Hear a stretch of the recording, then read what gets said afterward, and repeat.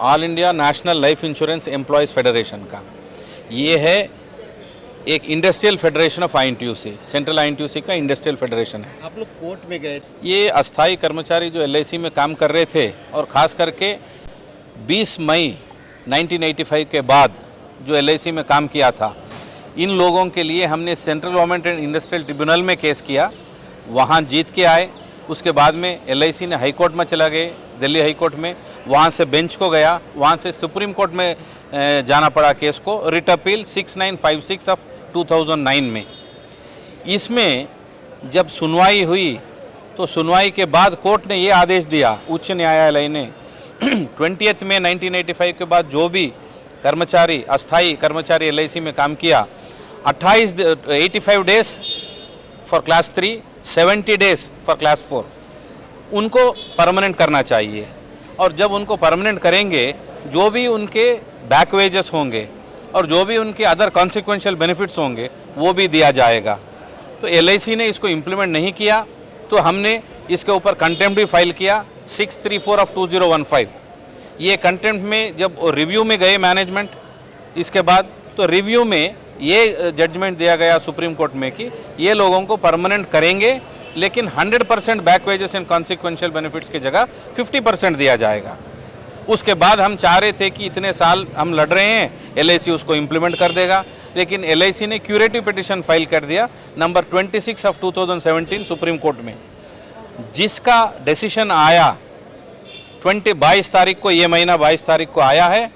उसके तहत एलआईसी का जो क्यूरेटिव पिटिशन था उसको डिसमिस कर दिया गया है। अब इसके पहले जो जजमेंट आया था रिव्यू पिटिशन में और हमारे कंटेम्प्ट पिटिशन में 634 ऑफ 2015 में कि टेम्पररी एम्प्लॉयज़ को परमानेंट करेंगे और 50% of the bank wages and consequential benefits देंगे, ये एलआईसी को देना है। और हम चाहते हैं कि एलआईसी और विलंब ना करे, जल्द से जल्द उनको नौकरी दे दे और जो भी उनको बेनिफिट्स देना है एलआईसी को देना होगा। ये हम all India national life insurance employees federation की तरफ से एलआईसी से डिमांड करते हैं। मेरा नाम दीपक शर्मा। दीपक जी, क्या ऑल इंडिया नेशनल लाइफ हमेशा वर्किंग क्लास के लिए काम करता है। हमारे नेशनल प्रेसिडेंट डॉक्टर जी संजीव रेड्डी, उनका क्लियर कट संदेश है सभी कार्यकर्ताओं के लिए कि आप वर्कर हित में काम करें, वर्करों के लिए काम करें। तो हमारी यूनियन, जहाँ तक हमारे फेडरेशन का सवाल है, तो हम ये कहना चाहते हैं कि केस डिस्पोज ऑफ हो चुका है। किसी प्रकार का चंदा इकट्ठा करना, किसी प्रकार की सहायता राशि इकट्ठा करना, इसकी कोई रिक्वायरमेंट नहीं है। हमारी यूनिट्स, सभी यूनिट्स, चाहे वो वेस्टर्न जोन की यूनिट हो, चाहे वो नॉर्दर्न जोन की यूनिट हो, सभी यूनिट्स जितने भी जोन्स हैं निःशुल्क सेवा दे रहे हैं।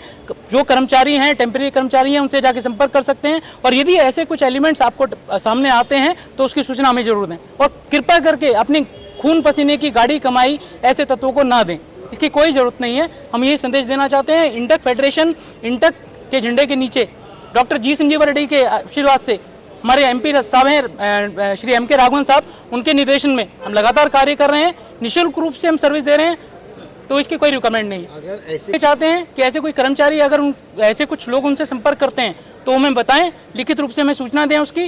और इसके अलावा पुलिस स्टेशन में भी जा सकते हैं, क्योंकि केस डिस्पोज ऑफ हो चुका है। किसी प्रकार की कोई सहायता राशि इकट्ठा करना या कोर्ट केस के नाम पे पैसा इकट्ठा करना बिल्कुल इलीगल है, उसका हम खंडन करते हैं। सुभाष मोरे आहे। मी काय आदेश आला आहे? एलआयसीने सांगलं एलआयसी जी केस आहे ती डिसमिस केली आहे कोर्टाने, आणि आता आदेश आला आहे की जे लोक काम करत होते 85 डेज 1985 ते 91 त्यांना घेण्याचा आदेश आला आहे। आणि आमची युनियन गेले 20 वर्ष या केसमध्ये फाईट करते। मी वेस्टर्न झोनचा सेक्रेटरी इकडचा, आणि इकडची युनियन आहे अहिमा महामंडळ काँग्रेस इंटक। आमचे अध्यक्ष आहेत सचिन भाऊ वाईर, सल्लागार माजिद मेनन साहेब। आज आमची ताकद इथे चांगली आहे, आणि जे टेम्पोररी पोरं असतील आणि जे आता आहेत त्यांच्यासाठी आम्ही लढा देणार आणि त्यांना घेणार। पण आम्ही कोणच्याकडनं 5 पैसे मागणार नाही, आणि आम्हाला रिक्वेस्ट आहे जे टेम्पोररी आहेत आणि जे परमनंट आहेत त्यांनी कोणालाही पैसे देऊ नये, आमची विनंती आहे। आणि ही संघटना नेहमी तुमच्या पाठीशी उभी राहील असं मी वचन देतो, आणि लवकरात लवकर एलआयसी यांना गेलं असं मी अपेक्षा करतो।